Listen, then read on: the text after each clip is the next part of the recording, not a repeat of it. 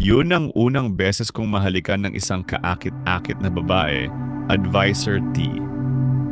Hanggang ngayon at malinaw pa rin sa alaala ko kung gaano kainit ang sandaling yon. Parang huminto ang mundo, kusang pumikit ang mga mata ko habang dahan-dahang lumapit ang aming mga labi. Mahina muna, tapos biglang lumalim. Para akong lumulutang sa pagitan ng kaba at pananabik.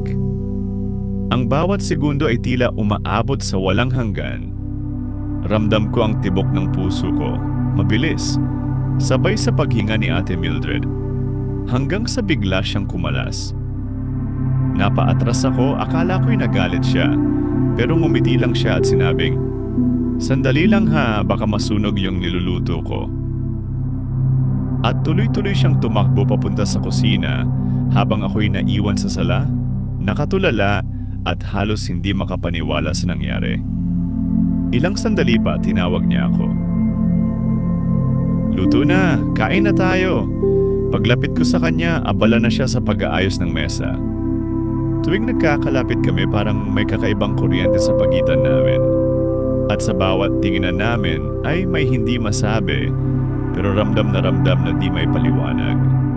Sabay kaming kumain.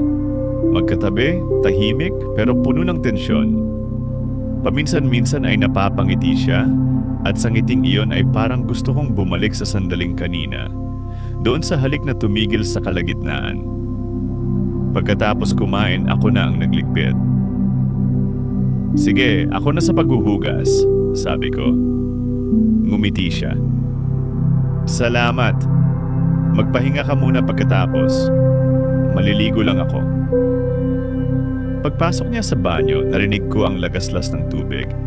Ang amoy ng sabon ay muling kumalat sa buong bahay, pamilyar, banayad, at nakakaakit.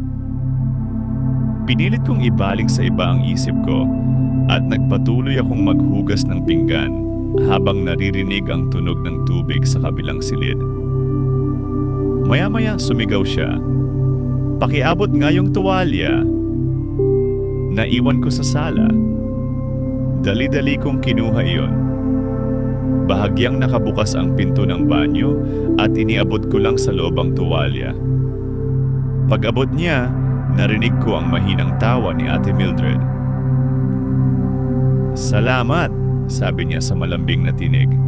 At sa sandaling iyon, kahit wala akong nakikita, ramdam ko ang bigat ng katahimikan at ang tensyong nakabitin sa pagitan naming dalawa.